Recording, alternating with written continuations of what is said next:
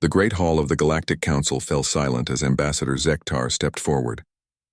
His forearms trembled slightly as he placed the datapad on the speaking platform. Around him, representatives from dozens of worlds watched with growing concern. The silence stretched like a wound across the chamber.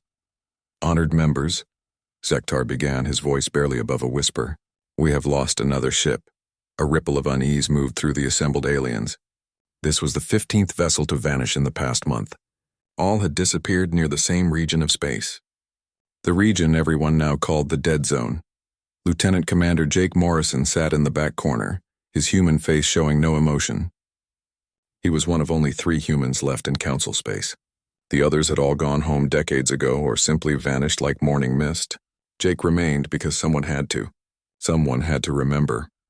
The cargo ship Blessing of Stars was carrying medical supplies to the outer colonies. Zektar continued. It never arrived. Search teams found nothing. No wreckage. No distress signals, nothing. Captain Vorth of the Catherian Trade Federation stood up. His blue skin had turned pale with fear. That makes 57 ships lost this year alone. My pilots are refusing to take routes anywhere near human space. They say the very stars feel wrong there. Former human space, corrected Senator Hilks, her tentacles writhing with nervous energy. The humans have been gone for 50 years.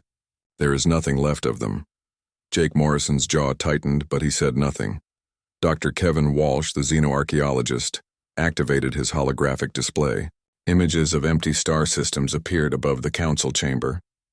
My teams have been studying the border regions for months. What we're finding doesn't make sense.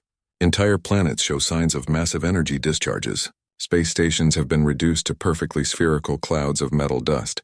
But there are no impact craters. No explosion patterns. It's as if something just unmade them. The Vraxian ambassador's scales shifted color from green to deep purple, a sign of extreme distress. Our ancestors spoke of the human war. They said it was terrible beyond words. But surely the effects couldn't last this long. The war ended 50 years ago, said Captain Lisa Brooks, commander of the exploration vessel Endeavor. She was one of the few beings brave enough to patrol near the dead zones. Whatever happened there should have faded by now. Space should have healed itself. Unless, whispered Dr. Sophie Turner, the medical officer, whatever the humans did was so powerful that it left permanent scars. The council chamber erupted in nervous chatter. Species that had once been enemies now huddled together, united by their shared fear of the unknown. The humans had been gone for half a century, but their shadow still fell across the galaxy like a dark cloud. Admiral Corex slammed his massive fist on his seat. Enough of this superstition. The humans were fierce warriors, yes, but they were still just one species. They cannot hurt us from beyond death, can't they? Asked Ensign Amy Chen quietly. She was the communications specialist aboard the Endeavor, and she had been monitoring signals from the dead zones. We've been picking up transmissions. Old ones, they're faint, but they're there. Human voices speaking in their ancient language. The chamber fell silent again. Even the air recycling systems seemed to hold their breath. What do they say? Asked Ambassador Zektar. Amy Chen looked uncomfortable. We've only been able to translate fragments, but they keep repeating the same phrases. Remember the price. Honor the sacrifice. And something else. Something that translates roughly to, we are still watching. Jake Morrison finally spoke. His voice cut through the silence like a blade. You want to know what happened in the war? You want to know why space itself seems afraid of those regions? He stood up slowly and every eye in the chamber turned to him.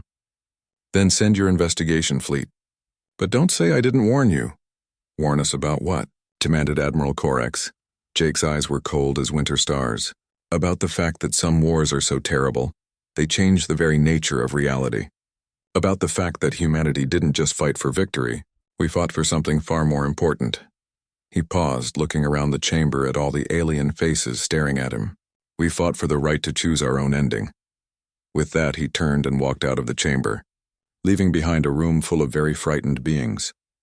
3 days later, the Galactic Council voted to send a joint investigation fleet into the dead zones.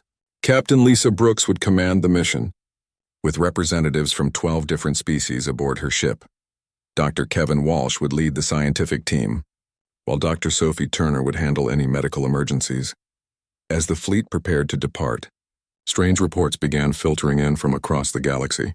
Ships near the edges of former human territory reported that their instruments were malfunctioning. Some captains swore they could hear whispers in their communication systems. Others claimed to see ghostly shapes moving between the stars. Commander Ryan Parker, the military strategist assigned to the mission, reviewed the reports with growing unease. "It's like the entire region is trying to tell us something," he said to his aide. "But I'm not sure we want to hear it." The investigation fleet launched on a Tuesday morning local time. As they entered hyperspace, heading toward the first of the dead zones, several crew members reported having the same dream. They dreamed of vast battles fought in the darkness between stars. They dreamed of human voices calling out warnings across the void. And they dreamed of something terrible waiting for them in the ruins of humanity's last stand, but they went anyway.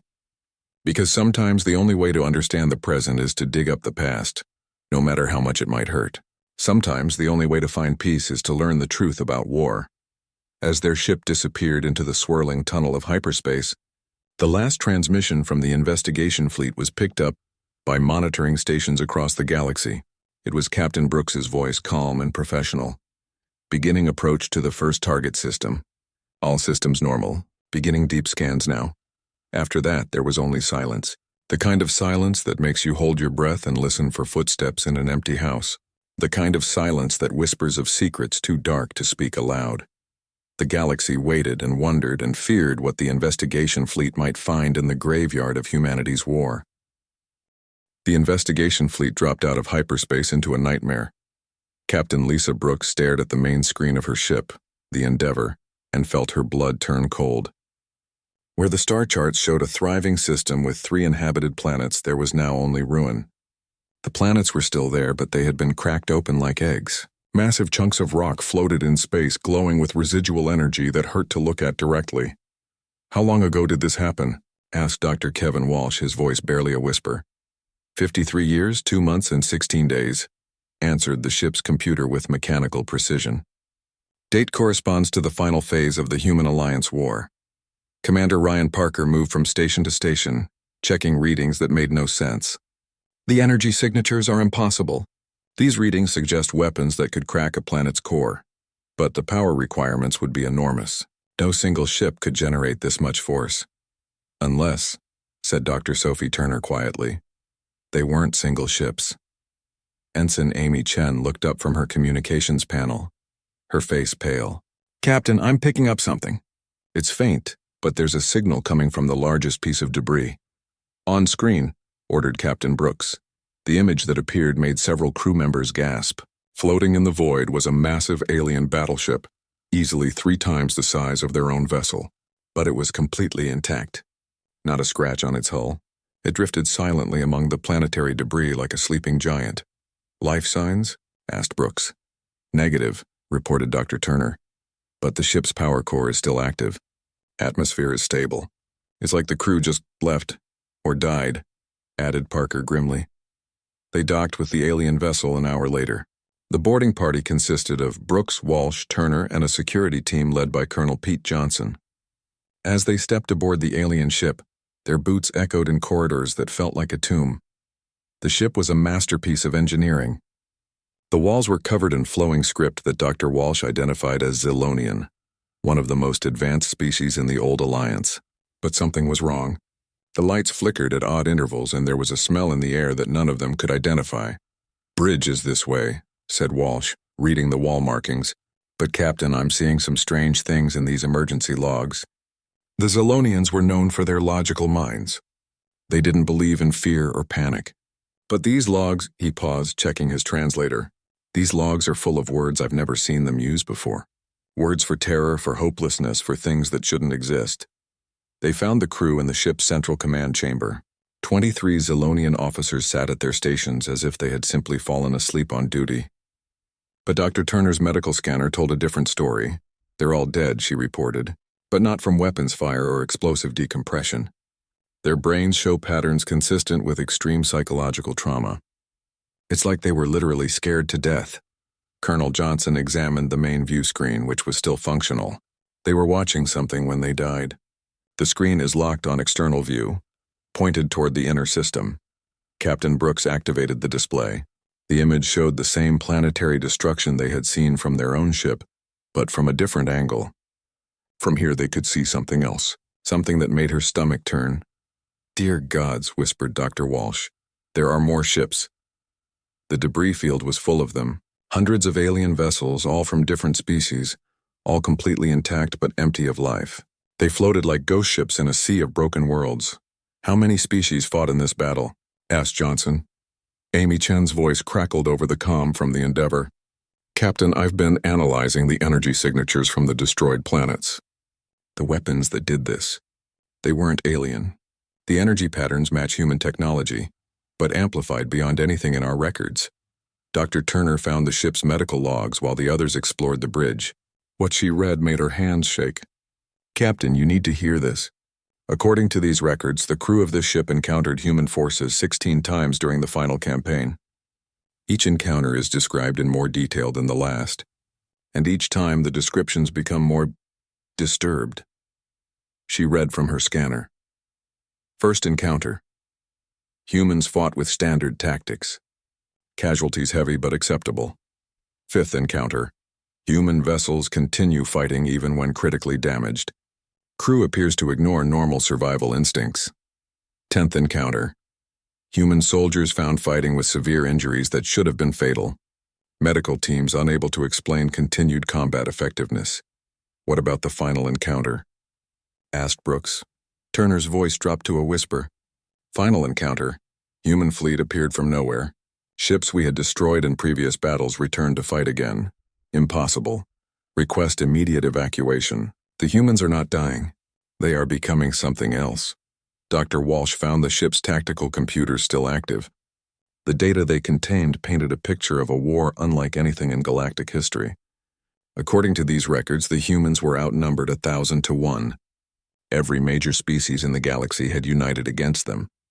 But the humans kept fighting, and every time they lost a battle, they learned something new.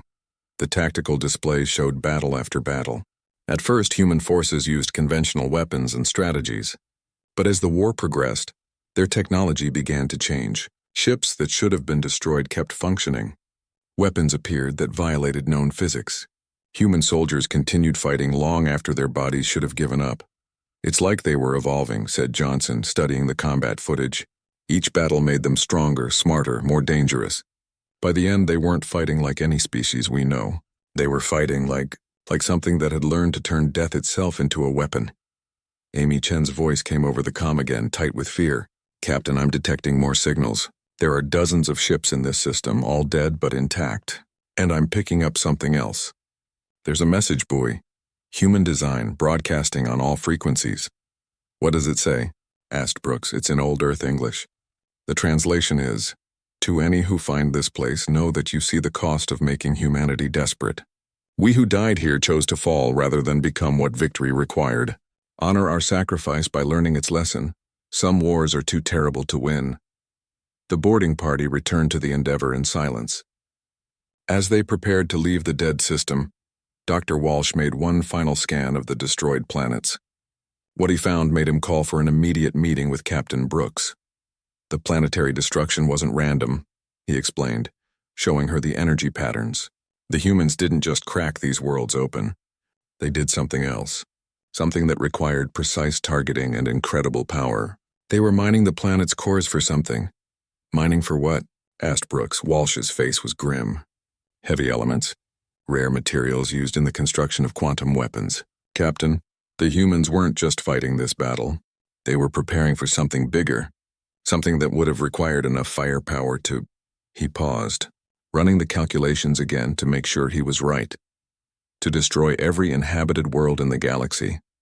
As the Endeavor jumped to hyperspace, heading deeper into former human territory, the crew was silent. Behind them, the ghost ships continued their eternal drift among the broken worlds, keeping their vigil over the graves of two civilizations that had pushed each other too far. And in the depths of space, automated beacons continued broadcasting their warnings to anyone brave enough or foolish enough to listen. The investigation fleet found humanity's last stronghold 3 days later, buried deep in what the old charts called the Sol Sector.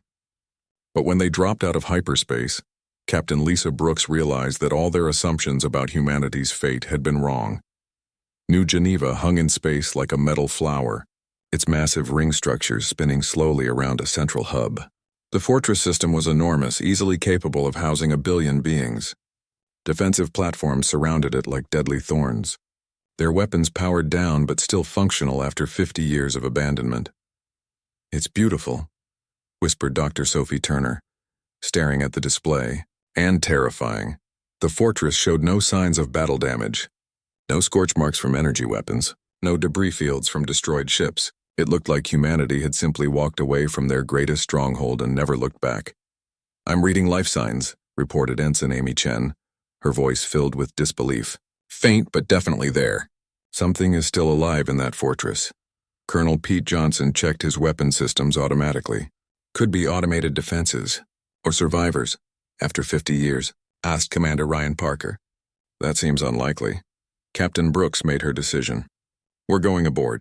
Dr. Walsh, I want you analyzing everything. Dr. Turner, full medical scans on anything we find. Johnson, keep your team ready but weapons lowered. If there are survivors, I don't want to spook them." The docking bay they chose was large enough to hold 12 ships their size. As they descended through the atmospheric barrier, their sensors detected perfect environmental conditions. Gravity, atmosphere, temperature, all exactly what humans would need to survive. But when they stepped off their shuttle, they found themselves in a city that felt like a museum. The docking bay opened into a vast plaza filled with shops, restaurants, and homes. Everything was clean and perfectly maintained. Lights glowed softly overhead. Even the plants in the decorative gardens were healthy and green. "This is impossible," said Dr. Walsh, scanning the area with his instruments. "These systems have been running for 50 years without maintenance. The power requirements alone should have drained any known energy source decades ago." They walked through empty streets that felt like they were waiting for their owners to return. In a small cafe, coffee cups sat on tables with traces of liquid still in them. In a park, children's toys were scattered across the grass as if the kids had just run inside for dinner. "Where is everyone?" asked Johnson, his voice echoing in the empty space. Dr. Turner was studying her medical scanner. "The life signs are getting stronger. Whatever it is, it's in the central command section." The command center of New Geneva was a masterpiece of human engineering. Holographic displays showed real-time data from across the fortress. Star charts updated themselves automatically. Communication arrays reached out into deep space, monitoring signals from 100 different star systems. And sitting in the commander's chair, connected to the fortress systems by dozens of cables and monitoring devices, was Admiral Tony Rodriguez. He was alive, but barely. His body was sustained by the fortress's medical systems, kept in a state between sleep and death. His eyes were closed, his breathing slow and steady. But when the investigation team entered the command center, his eyes opened and focused on them with perfect clarity. "Took you long enough," he said, his voice rough from decades of disuse. "I was starting to think nobody would ever come looking." Dr. Turner rushed to check his medical condition while the others stared in shock. "This is incredible. The life support systems have kept him alive for over 50 years. His body is weak, but his mind is completely functional." "Admiral Rodriguez," said Captain Brooks carefully. "I'm Captain Lisa Brooks of the Galactic Council Investigation Fleet. We're here to learn what happened during the final phase of the war." Tony Rodriguez smiled, but there was no humor in it. "The war? Yes, I suppose you would want to know about that. Tell me, Captain, what did your people think happened to humanity?" "Our records indicate that humanity was destroyed in the final battle," replied Brooks. "Your species fought bravely but was ultimately overwhelmed by superior numbers." Rodriguez laughed, a sound that echoed strangely in the empty command center. "Destroyed. Is that what they tell themselves? Is that how they sleep at night?" Dr. Walsh stepped forward. "Admiral, our investigation has found evidence of massive weapons testing. Planetary destruction on a scale we didn't know was possible. Were you developing some kind of ultimate weapon?" "Oh, we developed it," said Rodriguez, his eyes growing distant. "Project Exodus, the most terrible weapon in galactic history, not because of what it could destroy, but because of what it could save." He gestured weakly toward a sealed door at the back of the command center. "The plans are in there if you really want to see them. But I warn you, once you know the truth, you can never unknow it." Colonel Johnson moved toward the door, but Rodriguez stopped him with a look. Before you open that, let me tell you a story. A story about what happens when an entire galaxy decides that one species is too dangerous to exist. The old admiral's voice grew stronger as he spoke. We knew we were outnumbered. We knew we couldn't win a conventional war. But humanity has never been good at accepting the impossible, so we started working on alternatives. Dr. Turner finished her medical scans. Admiral, how have you survived here alone for 50 years? Alone? Rodriguez looked genuinely puzzled. Who said I was alone? Before anyone could ask what he meant, Amy Chen's voice crackled over their communicators. Captain, I'm picking up movement throughout the fortress. It's like the whole place is coming online. Rodriguez nodded. The others have been sleeping, waiting. But now that you're here, now that someone finally came looking for the truth, it's time for them to wake up. Others? Asked Brooks. How many survivors are there? Survivors? Rodriguez shook his head. Captain, I think you misunderstand. We didn't survive the war. We ended it. The sealed door opened with a soft hiss, revealing a chamber filled with holographic displays and quantum computers. The walls were covered with schematics for devices that violated every known law of physics. At the center of the room was a small crystalline object that seemed to bend light around itself. Behold Project Exodus, said Rodriguez, the weapon that saved the galaxy by removing humanity from it. Dr. Walsh studied the schematics with growing amazement and horror. This isn't a weapon. It's a transportation device. But the power requirements, he paused, calculating. This would require the entire energy output of a star. 2 stars, actually, Rodriguez corrected. We had to sacrifice 2 entire solar systems to power it. The energy cost was acceptable because the alternative was the destruction of all life in the galaxy. I don't understand, said Brooks. If you had this technology, why didn't you use it to win the war? Rodriguez's expression became infinitely sad. Because winning would have required us to become monsters. The galaxy united against us because they feared what humanity might become. If we were allowed to continue existing, they were right to fear us, Captain. By the end of the war, we had become something that should not exist in a universe with other thinking beings. He gestured toward displays showing the final battle plans. We could have won. Our weapons could have sterilized every enemy world. Our soldiers had been enhanced beyond the limits of biology. Our computers had calculated victory scenarios that would have left us as the only species in the galaxy. But you chose not to, said Dr. Turner quietly. We chose to leave, Rodriguez confirmed. Every human being, every human ship, every piece of human technology. We took it all and left for another galaxy entirely. A place where we could start over, where we could learn to be better than what the war had made us. But some of you stayed behind, observed Colonel Johnson. Rodriguez nodded. Someone had to monitor the aftermath. Someone had to make sure our departure didn't leave the galaxy defenseless. Someone had to keep watch. Watch for what? Asked Brooks. Rodriguez's eyes focused on something beyond the walls of the fortress, something in the deep dark between the stars. For the return of the things that drove us to develop weapons like these in the first place. The galaxy thinks humanity was the greatest threat it ever faced, but we were just the immune system, Captain. The real disease is still out there in the void between galaxies, and we've been keeping it at bay for 50 years, waiting for the rest of you to grow strong enough to face it yourselves. As if summoned by his words, alarms began sounding throughout the fortress. Amy Chen's voice came over the communicators, tight with fear. Captain, long-range sensors are detecting something massive approaching from intergalactic space. Whatever it is, it's bigger than anything in our databases. Rodriguez smiled grimly. Right on schedule. It seems our watch is finally coming to an end. The truth spread through the galaxy like wildfire in a dry forest. Within hours of the investigation fleet's report, every major news network was broadcasting the same impossible story. Humanity hadn't been destroyed in the Great War. They had chosen to leave. The most feared species in galactic history had possessed the power to rule everything, and instead had walked away to start over somewhere else. Captain Lisa Brooks found herself at the center of a storm of disbelief, fear, and growing shame. As her ship raced back toward Council space with Admiral Tony Rodriguez in medical care, she watched the galaxy struggle to accept what they had learned. On Vraxia, Ambassador Zektar stood before crowds of his people and tried to explain. They could have killed us all. Every world, every ship, every living being. But they chose mercy instead. Mercy, shouted someone from the crowd. They cracked planets in half. They turned star systems into graveyards. To force us to stop, Zektar replied quietly. To make us understand that the war had to end before we pushed them to use weapons that would have destroyed everything. Similar scenes played out across hundreds of worlds. The Catherian Trade Federation discovered that their most profitable trade routes had been secretly protected by human technology for 50 years.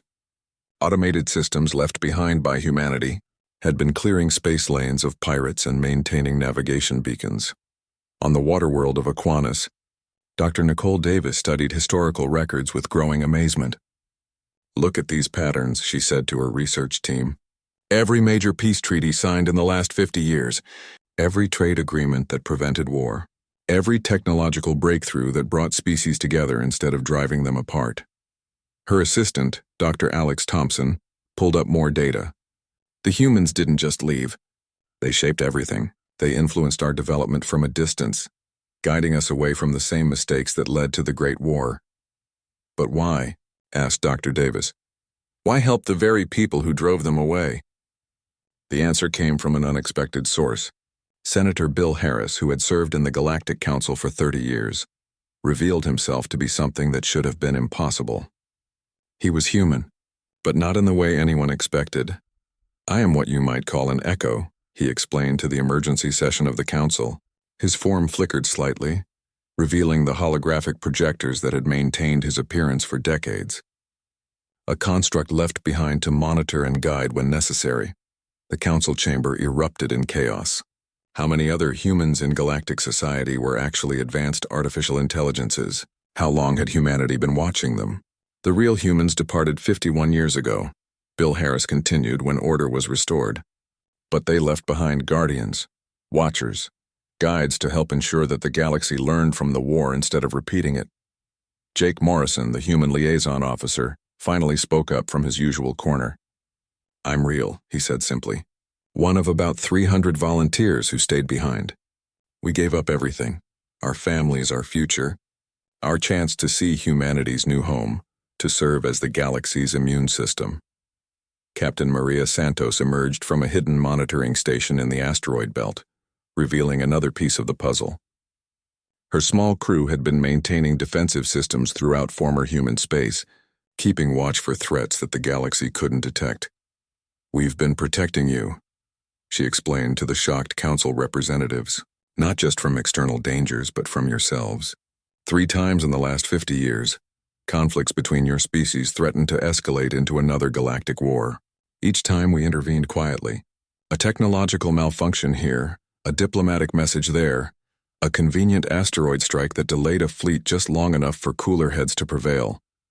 The revelations kept coming. Human technology was everywhere, woven so deeply into galactic civilization that removing it would cause everything to collapse.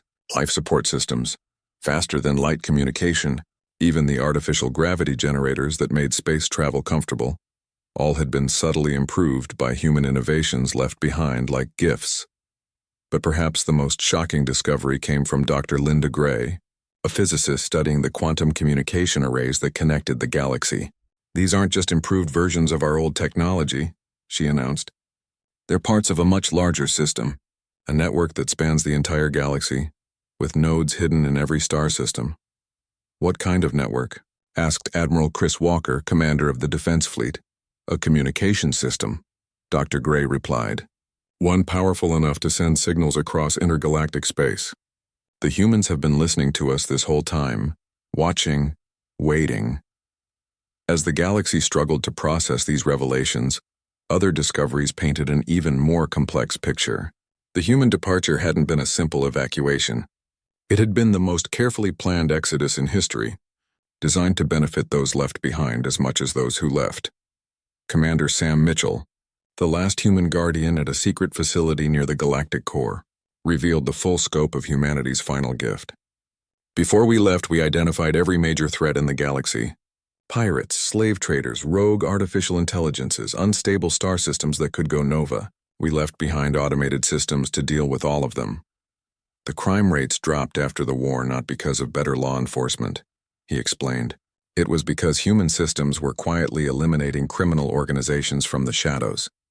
The plague that threatened the Zolonian homeworld 20 years ago, human medical technology stopped it before anyone knew there was a problem. But with understanding came a terrible realization. The galaxy had spent 50 years believing they were strong and independent, when in reality they had been protected children playing in a carefully maintained garden. "We're not ready," Admiral Walker said during an emergency meeting of military leaders. "We thought we were building our own defenses, creating our own peace. But we were just benefiting from human protection. Without them, we're as helpless as we were during the war." The timing of these revelations could not have been worse. Long-range sensors had detected the approaching threat that Admiral Rodriguez had warned about. Something vast and hostile was moving through the void between galaxies, heading directly for their space. Dr. Thompson's analysis of the approaching signals was terrifying in its implications. "Whatever this is, it's not natural. The energy signatures match some of the old war records. These are the same beings that humanity was originally fighting, the real enemy that drove them to develop such terrible weapons." "The Devourers," whispered Jake Morrison, his face pale with recognition. "We hoped they would never find this galaxy. That's why humanity left, to draw them away, but they followed us home." As panic spread through the galaxy, attempts to contact humanity became desperate. Every available transmitter was turned toward the void, broadcasting pleas for help in dozens of languages. But space remained silent. "They may not even know we're in danger," said Dr. Gray. "Intergalactic communication takes time, even with quantum entanglement. By the time our signals reach them, it may be too late." Commander Mitchell made a decision that changed everything. "There's one more system the humans left behind. An emergency beacon that can punch a signal through space itself, arrive instantly anywhere in the universe. But using it will reveal our location to every hostile force in this galaxy and beyond." "Do it," said Admiral Walker without hesitation. "If the Devourers are coming anyway, we have nothing left to lose." The beacon activated with a flash of light that was visible across the entire galaxy.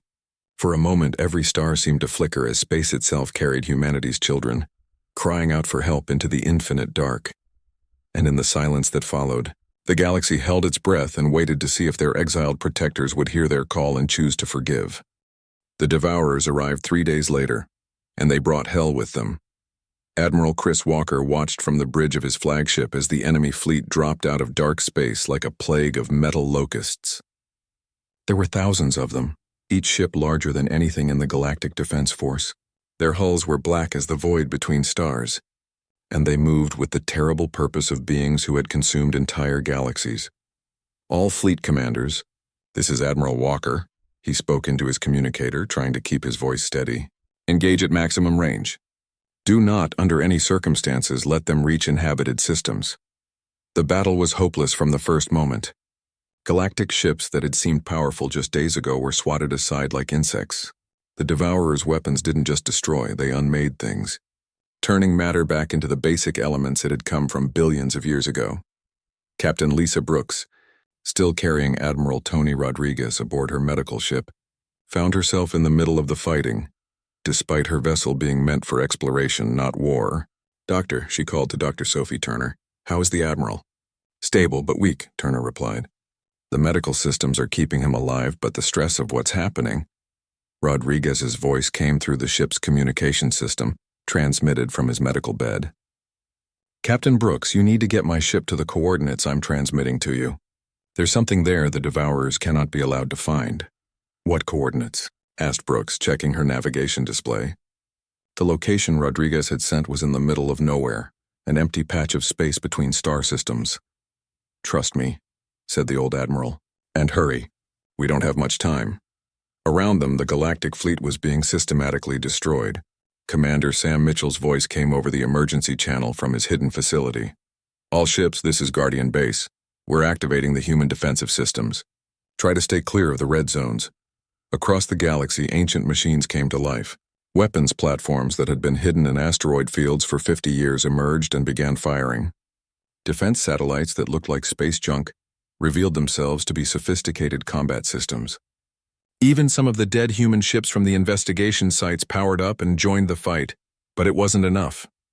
The Devourers had been preparing for this fight for 50 years, just as humanity had been protecting the galaxy. They adapted to each new weapon, learned from each attack, grew stronger with every victory. "They're learning too fast," reported Dr. Linda Gray from her physics station. "Every time we hit them with something new, they become immune to it within minutes. It's like they're designed to consume any form of resistance." Jake Morrison, aboard the command ship, finally revealed the truth that he had been keeping secret for decades. They are designed for it. The Devourers aren't just conquerors. They're a weapon created by an ancient civilization to end all other civilizations. They consume technology, tactics, even the very concept of resistance. That's why humanity had to leave. Fighting them here would have only made them stronger. Brooks reached the coordinates Rodriguez had given her, expecting to find empty space. Instead, her sensors detected something impossible, a massive structure hidden in a pocket of folded space-time. As her ship approached, the structure revealed itself to be a human facility unlike anything they had seen before.